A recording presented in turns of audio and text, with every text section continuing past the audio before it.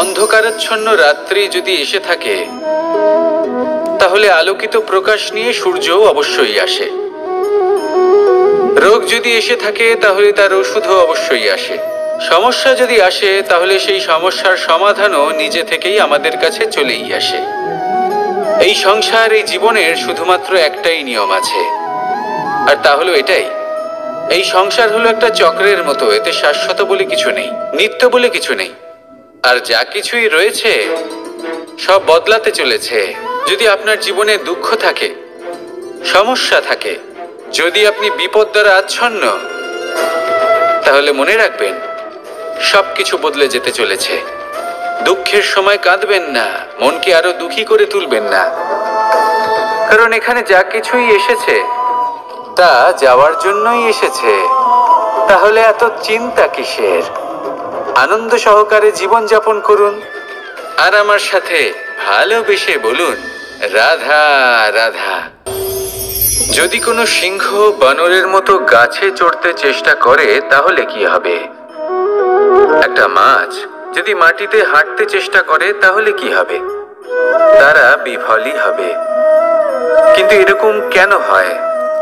তার কারণ হলো প্রকৃতির রচনা কিছুটা এরকম।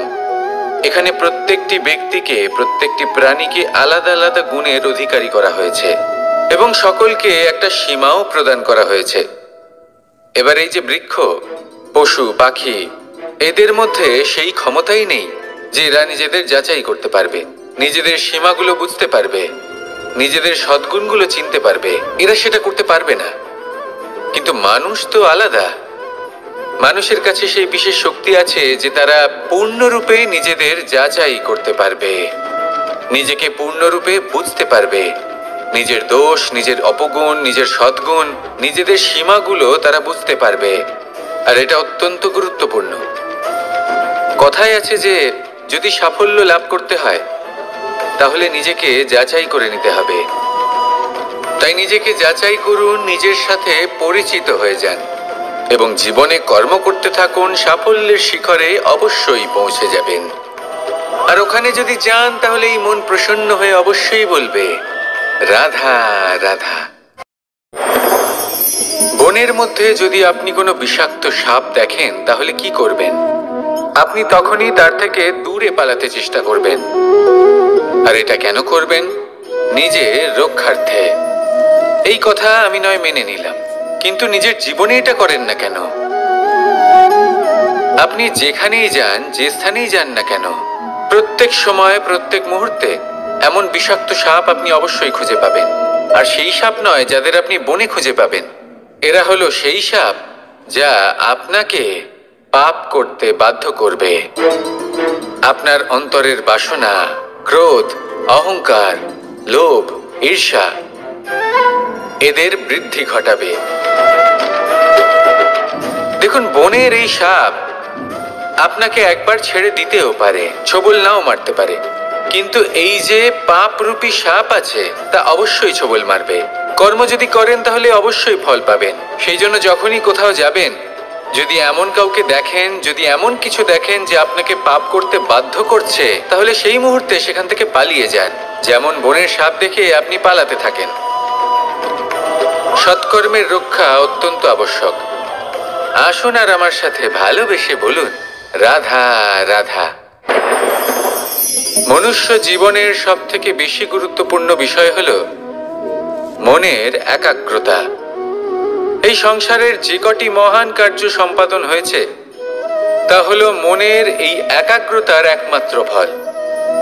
আপনি অবশ্যই দেখে থাকবেন, অনেক ছোট বড় নদী যা বয়ে চলে তাদের সামনে একটা বাঁধ নির্মাণ করা হয় সেই সব নদীর জল সঞ্চয় করতে। বাঁধ হয়ে গেলে প্রয়োজন মতো বা মনের ইচ্ছে মতো তাকে ব্যবহার করা সম্ভব। এবার এটাই আমাদের মনের সাথেও সম্ভব। আমাদের মনের একাগ্রতা আজকের দিনে দাঁড়িয়ে বিভিন্ন ধরনের বিকার, ক্রীড়া এবং ভোগের মধ্যে ভাগ হয়ে গেছে। একে একত্রিত করতে হবে, একটা বাঁধ নির্মাণ করতে হবে, কর্মের বাঁধ। আপনাকে শুধু এটাই করতে হবে, যেটা উচিত কর্ম সেটাই করুন, যেটা অনুচিত কর্ম সেটা করা থেকে নিজেকে বিরত রাখুন, ব্যাস। এই কাজটাই আপনি করতে থাকুন, মনের মধ্যে একাগ্রতার বাঁধ নির্মাণ করুন। আর একবার যদি তা নির্মাণ হয়ে যায়, তাহলে যখন চাইবেন, যেখানে চাইবেন, যতটা চাইবেন, একাগ্রতা প্রয়োগ করতে পারবেন। আর একবার যদি আপনি এটা শিখে যান, তাহলে এই সংসারকে বদলে ফেলার মতো কাজ আপনি করতে পারবেন, সমাজকে শোধরাবার মতো কাজ করতে পারবেন। তাহলে এই মনকে একাগ্র করুন আর আমার সাথে ভালোবেসে বলুন, রাধা রাধা। আমরা সবাই ফল খাই, কিন্তু আমাদের সেই ফলই প্রিয় হয় যে পরিপক্ক হয়ে ওঠে, যেটা নম্র হয়, আর যে ফল অনেক বেশি মিষ্টি আর সুস্বাদু হয়ে থাকে, যাদের রঙে বাহার দেখা যায়। সেইভাবে জীবনে আমরা নানান মানুষের সাথে পরিচিত হই, কিন্তু সেই মানুষই আমাদের মন ছুঁয়ে যায় যারা বিনম্র স্বভাবের, যাদের বাণী খুব মধুর, যাদের অন্তরে আত্মবিশ্বাসের একটা তেজ, একটা রং দেখা যায়। এবার এমন ব্যক্তি আমরা কি করে হব? ঠিক সেইভাবেই যেমন একটা ফল রোদ, বর্ষা, শীত, বায়ু এই সকল সংকটময় পরিস্থিতির সম্মুখীন হয়ে পরিপক্ক হয়ে ওঠে, সেইভাবেই মানুষ সংকটময় পরিস্থিতির সম্মুখীন হয়ে পরিপক্ক হয়ে ওঠেন। যদি এই সংকটের সম্মুখীন হন, তাহলে অভিজ্ঞ হবেন, আর এই অভিজ্ঞতাই শিক্ষা দিয়ে যাবে। এই অভিজ্ঞতা আমাদের শিখিয়ে দেয় যে আমাদের বিনম্র থাকতে হবে, অহংকার করে কোনো লাভ নেই। মধুর বাণীর যে কি মূল্য তা আমরা শিখতে পারি। এই অভিজ্ঞতাই আমাদের বুঝিয়ে দেয় যে উচিত অনুচিত কোনটা, আমাদের দৃষ্টিভঙ্গি তৈরি করে, আর এই দৃষ্টিভঙ্গি দ্বারা আত্মবিশ্বাস জাগ্রত হয়। সেই জন্য জীবনে কখনো বিপদ থেকে দূরে পালাবেন না, সেগুলোর সম্মুখীন হন, অভিজ্ঞতা লাভ করুন, তার থেকে শিক্ষা লাভ করুন, এইভাবেই পরিপক্ক হবেন। আসুন আমার সাথে ভালোবেসে বলুন, রাধা রাধা।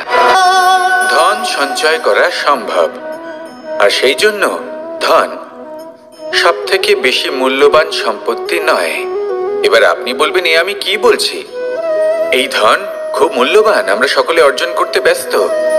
সেটা এই কারণে, কারণ আপনারা জানেন না এই সংসারের সব থেকে বেশি মূল্যবান সম্পত্তি কি। এ হলো সেই সম্পত্তি যা কখনো সঞ্চয় করা সম্ভব নয়।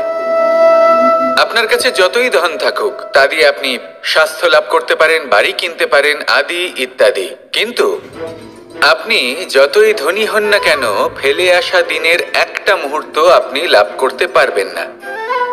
এই একটা মুহূর্ত, এই সময়, এটাই হলো সংসারের সব থেকে মূল্যবান সম্পত্তি।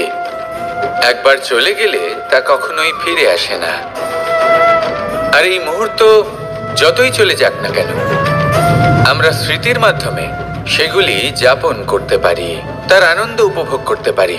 আর যার সাথে আমরা সময় অতিবাহিত করেছি, তার স্মৃতিতে আমরা চিরকাল জীবিত থাকতে পারি। সেই জন্য সময় সব থেকে মূল্যবান সম্পত্তি, তাকে এইভাবে নষ্ট করবেন না। প্রত্যেকটা মুহূর্ত উপভোগ করুন, আনন্দ করুন, আর ভালোবেসে বলুন, রাধা রাধা। কনক, কি সুন্দর একটা শব্দ। এর অনেকগুলো রূপ রয়েছে, অনেকগুলো অর্থও রয়েছে। প্রথম অর্থ হলো স্বর্ণ, অর্থাৎ সম্পত্তি। দ্বিতীয় অর্থ ধুতুরা, অর্থাৎ গাছের ছোট একটা বীজ, যা কিনা অত্যন্ত শক্তিশালী হয়। যদি বেশি মাত্রায় এর প্রয়োগ করা হয়, তাহলে এটা বিষময় হয়ে উঠতে পারে। এই হলো সেই ধুতুরা যার প্রয়োগ মহাদেবের পুজোতে করা হয়। এবার প্রশ্ন হলো এটাই যে এই স্বর্ণ এবং এই ধুতুরার মধ্যে মিল কি রয়েছে। মিল হলো এটাই যে এই দুটোই মানুষকে মত্ত করে তোলে। ধুতুরা মানুষকে তখন মত্ত করে যখন তাকে সেবন করা হয়, কিন্তু স্বর্ণ, ধন, সম্পত্তি, মানুষ এটা যতটাই অর্জন করে নেয় সেটাই যথেষ্ট।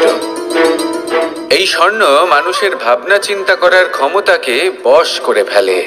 মানুষ সম্পত্তির লোভে মত্ত হয়ে ওঠে, কারণ যে যত চমৎকারী, যতটা অমূল্য হয়, তাকে সামলানো কিন্তু ততটাই কঠিন, তাই না?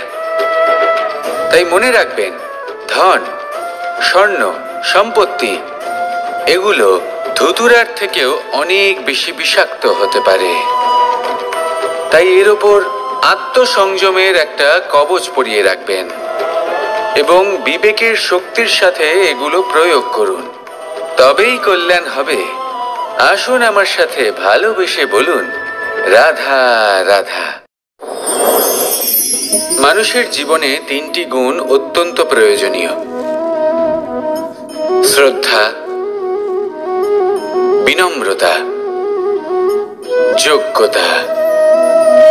যদি জ্ঞান লাভ করতে চান তাহলে শ্রদ্ধার প্রয়োজন, যদি মান লাভ করতে চান তাহলে স্বভাবে বিনম্র হওয়া প্রয়োজন, আর যদি মনোবাঞ্ছিত স্থান লাভ করতে চান তাহলে যোগ্যতার প্রয়োজন। বিষয়টা সহজ। শ্রদ্ধা আপনাকে জ্ঞান দেবে, নম্রতা আপনাকে মান, আর যোগ্যতা উচিত স্থান দেবে। কিন্তু যদি আপনি এই 3টি গুণ সম্মিলিত করেন তাহলে এমন কিছু লাভ করবেন যা এই সব কিছুর থেকে অনেক ঊর্ধ্বে। সম্মান। আর এ হলো সেই সম্মান যা প্রত্যেক মানুষের নিজের জীবনে লাভ করতে চেষ্টা করা উচিত, কারণ এই হলো সেই সম্মান যার কারণে আপনি চলে যাওয়ার পরেও এই সংসার আপনাকে ভালোবাসবে আর মনে রাখবে। আসুন আমার সাথে ভালোবেসে বলুন, রাধা রাধা। জীবনে গতি অত্যন্ত গুরুত্বপূর্ণ, মতিও হলো গুরুত্বপূর্ণ, এবং তার থেকেও বেশি গুরুত্বপূর্ণ হলো সঙ্গতি। একটা জলের ফোঁটা, তার মধ্যে গতি থাকে, প্রকৃতির মধ্যে তা লাভ করার ইচ্ছে নিহিত থাকে, কিন্তু এই যে সঙ্গতি তা নির্ধারিত করে যে এই জলের ফোঁটা ঝিনুকের মুখে পড়ে মুক্তোতে পরিণত হবে নাকি বিষাক্ত সাপের মুখে পড়ে বিষে পরিণত হবে। এবার দেখুন, এই জঞ্জাল স্বর্ণকারের দোকানের সামনেও থাকে এবং জঞ্জাল একজন ব্যবসাদারের দোকানেও থাকে, কিন্তু জঞ্জাল যা স্বর্ণকারের দোকানে থাকে তা ব্যবসাদারের দোকানের জঞ্জালের থেকে অনেক বেশি মূল্যবান, কারণ তার মধ্যে সোনার কণার সঙ্গতি থাকে। সেই জন্য জীবনে সঙ্গতির উপর বিশেষ গুরুত্ব দেবেন। যেমন সঙ্গতি তেমনই আপনি হবেন। আসুন আমার সাথে ভালোবেসে বলুন, রাধা রাধা। প্রত্যেক প্রাণী ভালোভাবে জীবন যাপন করতে চান, এটা তাদের স্বভাবে আছে এবং ভাবাটা অনুচিত নয়। কিন্তু একটা ভালো জীবনের গুরুত্বপূর্ণ অংশ কোনটা? বসবাসের স্থান। সেই স্থান যেখানে আমরা জীবন অতিবাহিত করি। এবার মানুষ ভাবতে পারেন যে একটা ভালো বাসস্থানের অর্থ কি? সেই স্থান যেখানে সহজে জল পাওয়া যায়, যেখানে শুদ্ধ বায়ু পাওয়া যায়, যেখানে আনাজ উৎপন্ন হয়। এটা জীবনযাপনের জন্য পর্যাপ্ত বটে, কিন্তু ভালো জীবনযাপনের জন্য আরো একটা কথা আপনাকে বুঝতে হবে। সাধু, জ্ঞানী, পণ্ডিত ব্যক্তি, এই সকল মহাপুরুষ, এনাদের যে বাসস্থান তা অত্যন্ত বিশেষ হয়। এখানে এক ধরনের বিশেষ ইতিবাচক শক্তি থাকে, এমন একটা স্থান যেখানে দেবতারাও বিচরণ করেন। জীবন আমরা সবাই যাপন করি, কিন্তু জীবনের উদ্দেশ্য শুধুমাত্র জীবন যাপন করা নয়। জীবনের উদ্দেশ্য হলো মুক্তি লাভ করা। আর এই সকল সাধু, জ্ঞানী, পণ্ডিত ব্যক্তি, এই সকল মহাপুরুষ আপনাকে মুক্তির পথে নিয়ে যেতে পারেন, কারণ এরা হলেন সেই মহাপুরুষ যারা নিজেদের অন্তরের বিকার, অহংকার, ক্রোধ, বিদ্বেষ এই সকল দোষগুলিকে ত্যাগ করেছেন, এদের উপর বিজয় লাভ করেছেন। এমনই একজন ব্যক্তি আপনাকে মুক্তির পথে নিয়ে যেতে পারে। প্রয়োজন হলো শুধুই এনাদের চিনতে পারা, এদের কথা বুঝতে পারা এবং এদের দেখানো পথে চলা। যদি আপনি এটা করতে পারেন তাহলে এই মন প্রফুল্ল হয়ে বলবে, রাধা রাধা। আমি এখানে একা এই বনে বসে আছি, বাঁশি বাজাচ্ছি। কার জন্য? কে আছেন এখানে? কেউ নেই। আমার প্রজা, আমার রাজ্য, আমার পরিবার আমার থেকে অনেক দূরে আছেন। আমি এখানে একা এই বনে বসে এই আকাশের এই রঙের, গাছের এই সব ফলের, মাটির সুবাসের আনন্দ উপভোগ করছি। কেন? আমি হলাম দ্বারকাধীশ। এমন কি রাজকীয় বা ভৌতিক সুখ রয়েছে যা আমি ওখানে পেতে পারি না? সবকিছুই পেতে পারি, তাও এখানে বনে একা বসে আছি। কোন সুখ খুঁজে চলেছি? একা থাকার সুখ। আমরা প্রত্যেকদিন অনেক মানুষের সাথে, চিন্তাধারার সাথে, কর্মের সাথে, পরিস্থিতির সাথে, সুখ দুঃখের দ্বারা বেষ্টিত থাকি। জীবনের এই চক্রে আমরা জড়িয়ে পড়তে থাকি। যতই আমরা এই সমস্যার সমাধান করি, আমরা ততই এতে জড়িয়ে পড়ি। আমরা এতটাই জড়িয়ে পড়ি যে যখন আমরা আয়নায় নিজেদের দেখি, তখন আমরা নিজেদের চিনতেই পারি না।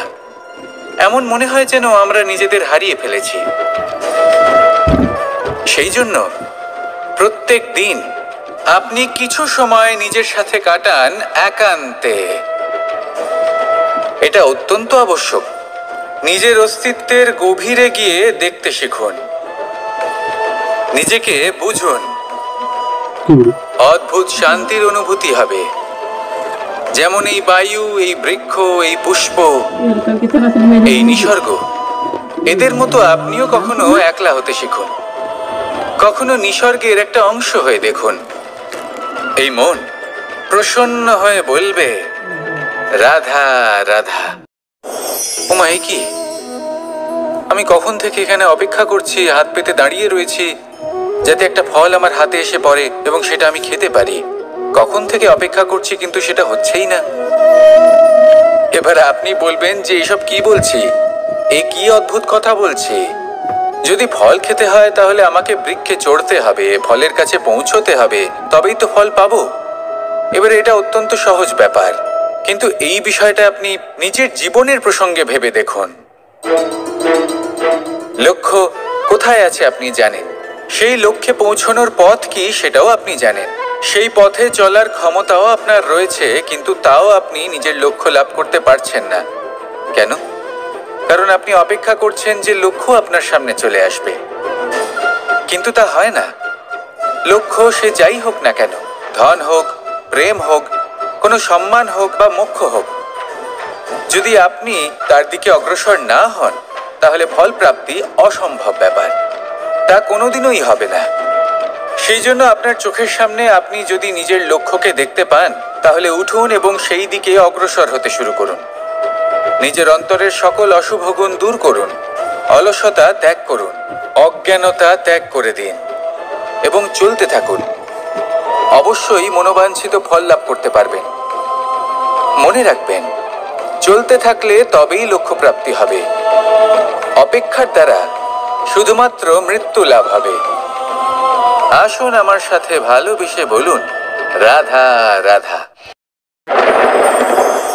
আমি দ্বারকাধীশ এবং আমার সভাতে বিভিন্ন সময় বিভিন্ন ধরনের মানুষ আসেন, নিজেদের দাবি নিয়ে, নিজেদের ইচ্ছে নিয়ে। কখনো কেউ ভোজন চান, আবার কখনো কেউ ওষুধ। কখনো কেউ বস্তু চান, কেউ আবার চান বস্ত্র। কারোর জ্ঞান চাই, কারোর ধন চাই, আবার কারোর বাসস্থান। অনেক সময় আমি এই অনুরোধ, এই ইচ্ছে পূর্ণ করি না। এবার আপনি এটা ভাবতেই পারেন যে কৃষ্ণ তো তাহলে লোভী, ওর কাছে তো সবকিছুই রয়েছে, তারপরেও সে নিজের প্রজার ইচ্ছে পূর্ণ করে না, তাদের সমস্যাগুলি বুঝতে পারে না, তাদের সুখ স্বাচ্ছন্দ্য প্রদান করে না।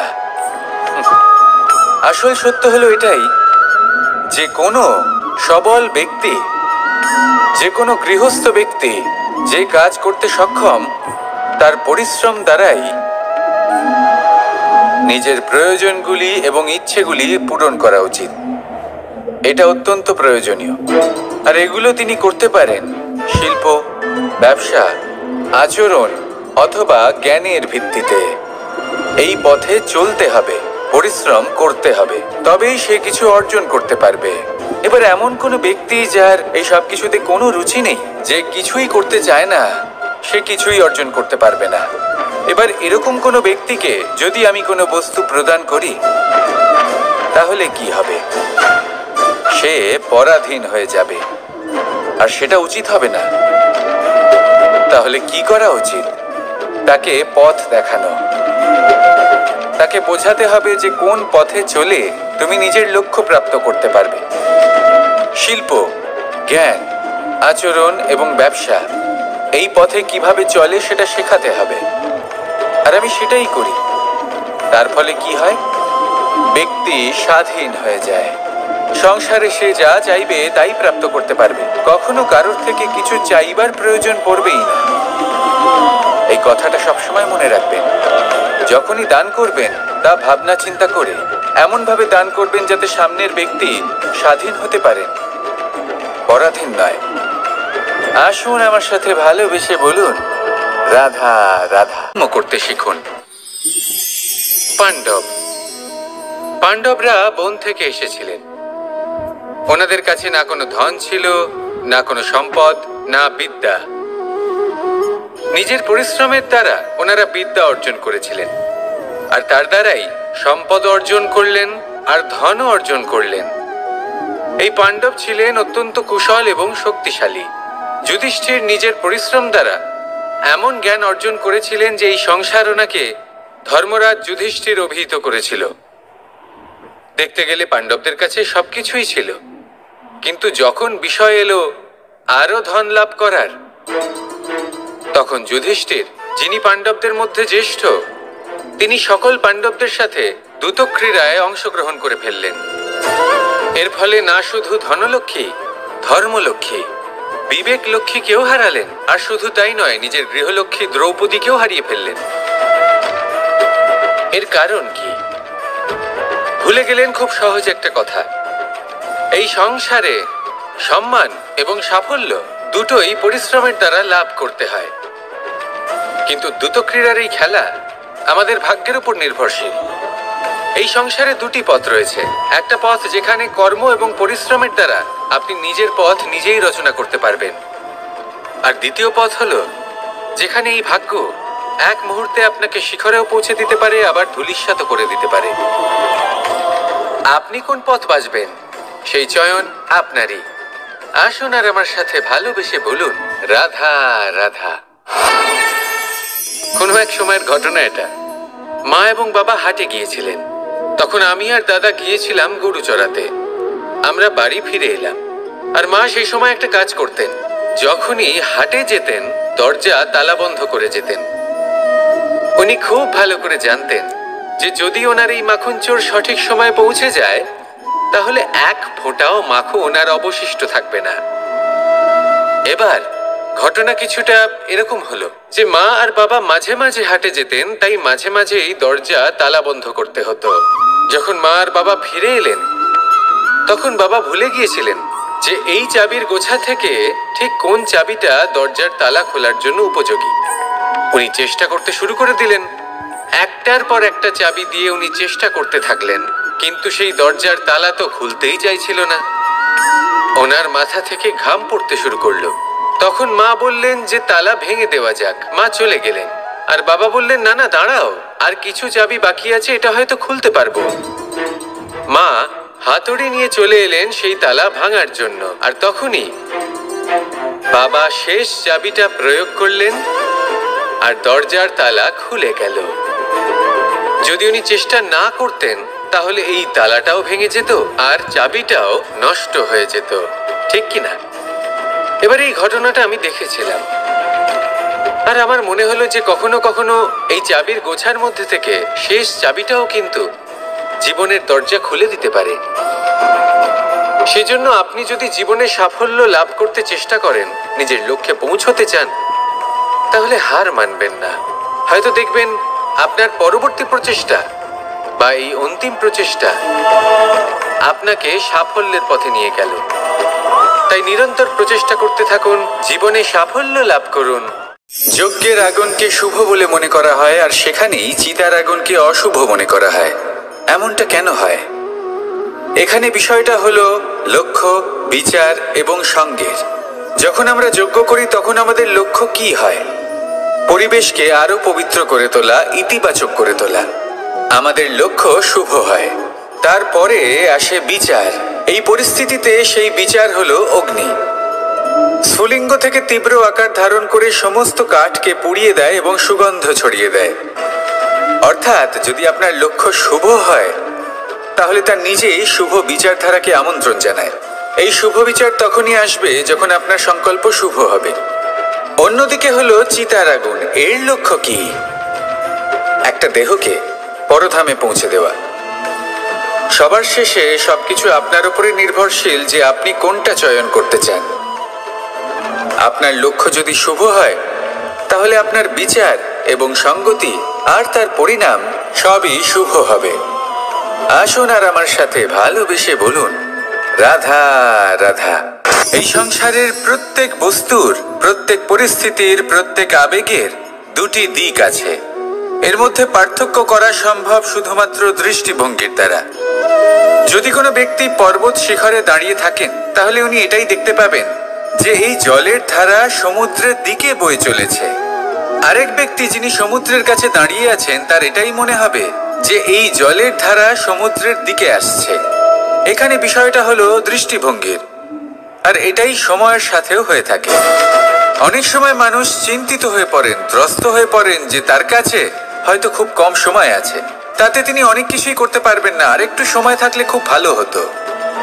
তিনি এভাবেও ভাবতে পারেন যে অল্প হলেও সময় বাকি তো রয়েছে, অর্থাৎ যা অবশিষ্ট আছে তাকে সংরক্ষণও করা সম্ভব, তাতে জীবন যাপনও করা সম্ভব। আর এটা নির্ভর করছে আপনার উপর। তাই দৃষ্টিভঙ্গি ইতিবাচক রাখুন। জীবনে দুই ধরনের আবেগ রয়েছে যার কোনো মূল্য নেই। আমার কথার অর্থ এটা নয় যে এদের কোনো গুরুত্ব নেই, গুরুত্ব যথেষ্টই রয়েছে, শুধু এদের জন্য আপনাকে কোনো মূল্য দিতে হয় না। প্রথম আবেগ হলো আনন্দ, প্রসন্নতা। এটা আপনি যে কোনো জায়গায় খুঁজে পেতে পারেন যদি আপনি খুঁজে পেতে চান। আপনি কোনো পুষ্পের সৌন্দর্য দেখে প্রসন্ন হতে পারেন। বায়ুর কারণে যখন একটি বৃক্ষ শিহরিত হয় সেটা দেখে আপনি প্রসন্ন হতে পারেন। একটা ছোট্ট শিশুর কলরব শুনেও আপনি প্রসন্ন হতে পারেন। একটা ক্রন্দনরত বালককে হাসিয়ে আপনি প্রসন্ন হতে পারেন। সবকিছু আপনার উপর নির্ভরশীল। সেখানে আরেকটি আবেগ হলো দুশ্চিন্তা। মানুষ বড়ই দুশ্চিন্তা করতে থাকে। আজ আমি এই কাজ করেছি, সেই বিষয়ে চিন্তা। আজ আমি এই কাজ করতে পারিনি, সেই বিষয়ে চিন্তা। কাল আমাকে এই কাজ করতে হবে, সেই নিয়ে চিন্তা। আমি কি সেই কাজটা করতে পারবো, সেই বিষয়েও দুশ্চিন্তা। চিন্তা সর্বত্র রয়েছে, যার জন্য মূল্য দিতে হয় না। যত চান আপনি একত্রিত করতে পারেন। একটা গুরুত্বপূর্ণ কথা মনে রাখবেন, প্রসন্নতা জীবনের একটা নতুন সূত্রপাত। সেখানে দুশ্চিন্তা হলো জীবনের চিতার সমান। এবার এই দুটি আবেগ হলো মূল্যহীন, দুটোই আপনার সামনে আছে। কোনটা চয়ন করবেন আপনি, দুশ্চিন্তা নাকি প্রসন্নতা? সিদ্ধান্ত আপনারই। আসুন আর আমার সাথে ভালোবেসে বলুন, রাধা রাধা। ধন, সম্পত্তি, এগুলো আসলে কি? এগুলো শুধু সেই মূল্য যার দ্বারা আমরা কোনো কিছু অর্জন করতে পারি। এবার এই ধনের দ্বারা এই সংসারে অনেক কিছু লাভ করা সম্ভব, কিন্তু সেই সব কিছুই শুধুমাত্র ভৌতিক বস্তুই হবে, ভৌতিক সামগ্রী, ভৌতিক সুবিধা। অর্থাৎ আপনার কাছে যতই ধন থাকুক তা আপনাকে শান্তির ঘুম এনে দিতে পারবে না, আপনাকে জীবনের বাস্তব সুখের অনুভূতি লাভ করাতে পারবে না, কারণ এগুলো ভৌতিক ধন। এই ভৌতিক বস্তুই অর্জন করাতে সক্ষম। বাস্তবিক ধন কি? যদি এই প্রশ্ন আপনার মনে আসে তাহলে তার উত্তর আমি আপনাকে দেব একটা উদাহরণের মাধ্যমে। কখনো আপনি শুনে থাকবেন যে একজন পিতা আজীবন অনিষ্ট করেন, অনর্থ করেন, খারাপ কাজ করেন শুধু ধন অর্জনের জন্য। তিনি ভাবেন যে আমি ধন অর্জন করব আর নিজের সন্তানকে একটা উজ্জ্বল ভবিষ্যৎ প্রদান করব, একটা সুখ স্বাচ্ছন্দ্যময় জীবন দান করব। এবার সন্তান যখন জন্ম লাভ করে তখন সে ভাগ্যের জোরে সেই ধন ভোগ করে। যেরকম সে পায় সেরকমই তার ব্যবহার সে করে। কখনো আপনি এটাও দেখে থাকবেন যে সেই সন্তান সমস্ত ধন নষ্ট করে ফেলে, আর সেই পিতা যিনি সমস্ত ধন সঞ্চয় করেছেন, যিনি সেই ধনের প্রভু, আজ সেই ধনের প্রহরী হয়ে রয়েছেন। এবার এরকম কেন হয়? এরকম তখনই হয় যখন সেই পিতা বুঝতেই পারেন না যে তার জীবনের আসল ধন কি। সেই আসল ধন তার সন্তানকে সে দিতেই পারে না। যদি পিতা তার সন্তানকে কর্মের জ্ঞান দিতে পারেন, উচিত কোনটা অনুচিত কোনটা সেই শিক্ষা দিতে পারেন, সংস্কারের প্রকৃত শিক্ষা দিতে পারেন, তবে সেটা ধনের থেকে অনেক বেশি গুরুত্বপূর্ণ। এটাই হলো জীবনের বাস্তব ধন। আপনি সেই কথা তো অবশ্যই শুনে থাকবেন, কুসন্তান হলে ধন সঞ্চয় করে কি হবে, সুসন্তান হলে ধন সঞ্চয় করে কি হবে? সন্তান যদি কুপুত্র হয় তাহলে সব নষ্ট করে ফেলবে, আর সন্তান যদি সুপুত্র হয় তাহলে ধন থাকুক না থাকুক সে নিজেই কর্মের পথে অগ্রসর হয়ে ধন অর্জন করবে আর নিজের জন্য এক উজ্জ্বল ভবিষ্যৎ গড়ে তুলবে। তাই সন্তানকে সম্পদ দেওয়ার আগে কর্মের জ্ঞান দান করুন, সুশিক্ষা দিন, কারণ এটাই হলো জীবনের প্রকৃত ধন। আসুন আর আমার সাথে ভালোবেসে বলুন, রাধা রাধা। একবার একটা শেয়াল বনে বিচরণ করছিল। ও একটা ছোট্ট শাবক দেখতে পেল। ও ভাবলো, আজ একেই আমি খাবার হিসেবে গ্রহণ করব। আশেপাশে দেখলো কেউ দেখছে না তো, কেউ ছিল না, আর সেই শাবকের উপর আক্রমণ করলো, যা হলো একটা ঘোর অপরাধ। বনের নিয়ম অনুসারে আপনি কখনোই শাবকের উপর আক্রমণ করতে পারেন না। তারপর এই খবরটা যখন রাজা সিংহ জানতে পারলেন, সভার আয়োজন করলেন। কিন্তু সেখানে শেয়াল বলল, আমি তো এরকম কিছু করিনি। কিন্তু যদি আপনি এরকম বলেন, কোনো প্রমাণ দিন, এর কোনো সাক্ষী আছে? তখন রাজা সিংহ পেঁচাকে ডেকে পাঠালেন, যে সেই মুহূর্তে বৃক্ষের শাখার উপর বসেছিল। সে সব কিছু দেখেছিল। পেঁচা সব সত্যি কথা বলল, আর শেয়ালকে মৃত্যুদণ্ড দেয়া হলো। এবার এই কাহিনী আমি আপনাকে কেন শোনালাম? কারণ মানুষও কখনো কখনো এরকম কর্ম করেন যা শিয়াল করেছে। এটা ভাবেন কেউ দেখছে না, যখন আমি অনুচিত কর্ম করতেই পারি। কিন্তু না, আপনি যাই করুন না কেন, কেউ না কেউ অবশ্যই তা দেখছে। কোনো ব্যক্তি না হলেও কোনো প্রাণী, না হলে কোনো যক্ষ বা দেব বা প্রেত। যদি এনারা কেউ না দেখেন, তাহলে ধরিত্রী মাতা দেখেন, যেখানে দাঁড়িয়ে আপনি সেই কর্ম করছেন, তাই না? তাই একটা কথা সবসময় মনে রাখবেন, কে দেখছেন কে দেখছেন না সেই বিষয়ে ভাবা ছেড়ে দিন। এটা খুব সহজ কথা। আপনি যদি উচিত কর্ম করেন, উচিত ফল পাবেন। যদি অনুচিত কর্ম করেন, তাহলে আপনি অনুচিত ফল অবশ্যই পাবেন। সেই জন্য উচিত পথে চলতে থাকুন, উচিত কর্ম করতে থাকুন, আর আমার সাথে ভালোবেসে বলুন, রাধা রাধা। আমরা সবাই জীবনে নিজের জন্য সবচেয়ে ভালোটাই চাই, সবচেয়ে ভালো সুবিধে পেতে চাই, সবচেয়ে বেশি সম্মান পেতে চাই। কিন্তু সবার পক্ষে এই সব পাওয়া কি সম্ভব? হ্যাঁ, নিশ্চয়ই। শুধু একমাত্র বাধা সময়। আমাদের জীবনের কোনো স্থায়িত্ব নেই। তাই যদি সময়ের সদ্ব্যবহার করেন, তাহলে একটু সুবিধে হতে পারে। এবারে দেখুন, যাদের সবসময় স্বপ্ন দেখতে ভালো লাগে, তার জন্য রাত্রি কম পড়ে যায়। আর যারা স্বপ্ন পূরণ করতে চান, তাদের জন্য দিন কম পড়ে যায়। যারা সম্মান পেতে চান, তাদের জন্য সব সময় পরোপকার কম পড়ে যায়। আর যারা জ্ঞান অর্জন করতে চান, তাদের জন্য মনোসংযোগ। জীবনে যদি নিজের লক্ষ্যে পৌঁছতে চান, তবে সময়ের বিভাজন আপনাকে ঠিক করতেই হবে। মনে রাখবেন, রাধা রাধা। লোকে বলে জীবনে মেলামেশা করা অত্যন্ত আবশ্যক। এতে সম্পর্কের আধারও হয়, আবার ব্যবসাও চলে। কিন্তু সবচেয়ে বেশি গুরুত্বপূর্ণ হলো ব্যবহার। তাই এই বিষয়ে ভাবুন, আপনার জীবনে কে আপনার সাথে মেলামেশা করবে তা নিশ্চিত করে সময়। আপনি আপনার জীবনে কার সাথে মেলামেশা করবেন তা নিশ্চিত করবে আপনার হৃদয়।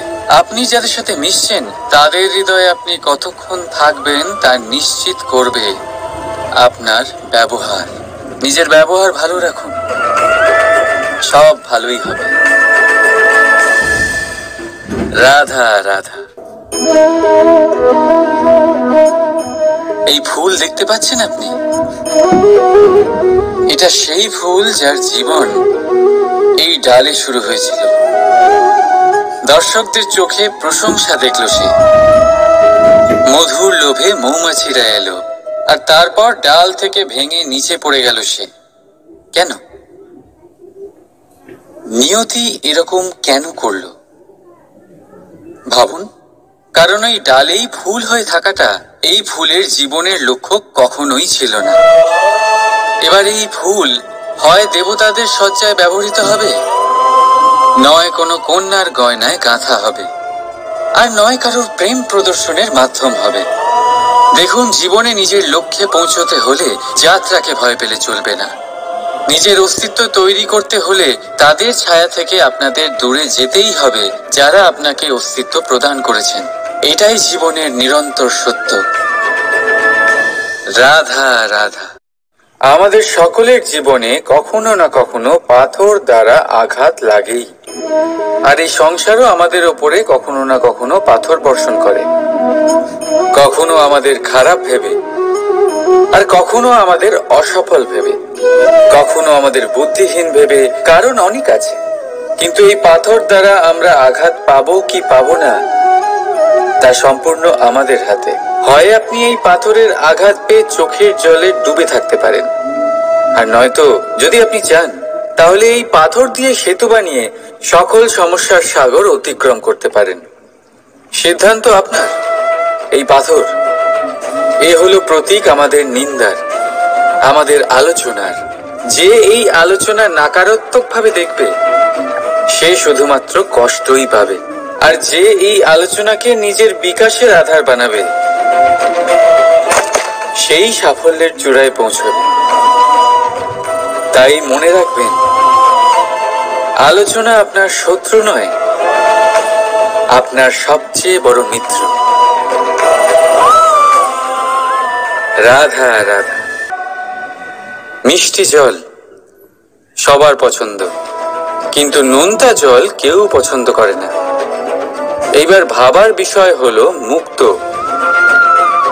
যা সমুদ্রের গহ্বরেই তৈরি হয়। নোনতা জলের মধ্যে থেকেই প্রতি মুহূর্তে অন্য প্রাণীদের থেকে বেঁচে নিজের অস্তিত্বকে বাজি রেখে ঝিনুক মুক্ত প্রদান করে থাকে। কখনো ভেবেছেন কেন? কারণ সংকটের সম্মুখীন না হয়ে, চরম পরিস্থিতির সাথে না জড়িয়ে আপনার কখনোই সুখ প্রাপ্তি হবে না। তাই নির্ভীক হয়ে সংকটের সম্মুখীন হন, আর আমার সাথে ভালোবেসে বলুন রাধা রাধা। আমরা সকলেই সময়ের গুরুত্ব বুঝি। সময় আমাদের তৈরি করে, আর সময়ই আমাদের নষ্ট করে দেয়। কখনো ভালো সময় আসে, আর কখনো ভীষণ খারাপ সময় আসে। তবে আশ্চর্যের বিষয় এটাই যে সব জেনেও আমরা সময় নষ্ট করি। মনে রাখবেন, সময় শুধু বয়ে যায়, কখনো ফিরে আসে না। তাই ভালো সময় আসার অপেক্ষায় সময় নষ্ট করবেন না। যাই করবেন আজ, এক্ষুনি, এই মুহূর্তে শুরু করুন।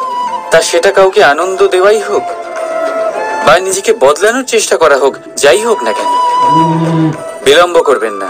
কারণ সময় শুধুমাত্র তাকেই সঙ্গ দেয় যে সর্বদা সময়কে সম্মান করে।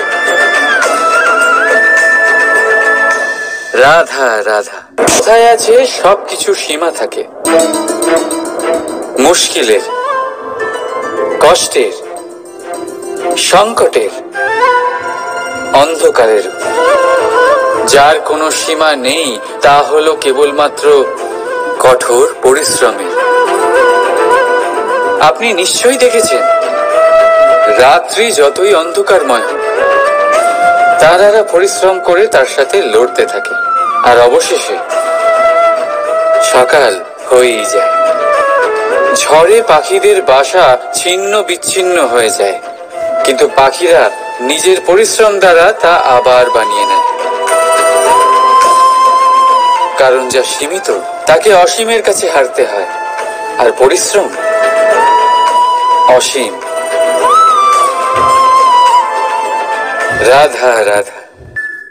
প্রবাহিত নদী কত সুন্দর হয়, বলিষ্ঠ হয়। যেদিক দিয়ে বয়ে যায় সেখানে এক নতুন জীবন প্রদান করে, ধরণীকে উর্বর করে, আকাল দূরে রাখে। আর হয়তো এই জন্যই নদীকে মায়ের মতো পুজো করা হয়। কিন্তু আপনি কি কখনো ভেবে দেখেছেন যে নদীর জন্ম কি করে হয়? এ কি শুরু থেকেই এমন বিশাল আর খরস্রোতা হয়? না, বৃষ্টির ছোট ছোট ফোঁটা একসাথে সম্মিলিত হয়ে এক সূক্ষ্ম ধারা তৈরি করে, আর সেই ধারাগুলি পর্বতের বরফ কেটে তাদেরকে গলিয়ে জলপ্রপাত হয়ে ঝরে পড়ে পাথরের সাথে ধাক্কা খেয়ে তারপরেই সে নদী হয়ে ওঠে। ঠিক সেইভাবেই এত সহজে কেউ মহান হয়ে ওঠে না। ছোট ছোট চেষ্টা মিলে এক বিশাল ব্যক্তিত্ব তৈরি করে। তাই জীবনে সর্বদাই চেষ্টা করতে থাকুন। অস্তিত্ব নিজে থেকেই প্রকাশ পাবে। রাধা রাধা। কখনো কখনো আমরা নিজের মা বাবার ওপর কতটা রেগে যাই, মনে করি ওনাদের মন আমাদের দিকেই নেই। আমরা ভাবি ওনাদের কাছে আমাদের কোনো অস্তিত্বই নেই, আর তাই আমরা রেগে যাই। কিন্তু আপনি কি কখনো এমন অনুভব করেছেন যে আমাদের চোখ দিয়ে আমরা আমাদের নাক কখনো দেখতেই পাই না? কারণ তা চোখের ভীষণই কাছে থাকে, দুই চোখের মাঝখানে।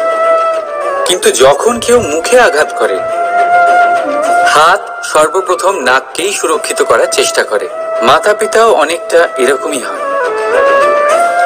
আপনার ভালোর জন্য, আপনার সুরক্ষার জন্য তারা সবসময় তৈরি। তাই তাদের প্রেমকে কখনো সন্দেহ করবেন না।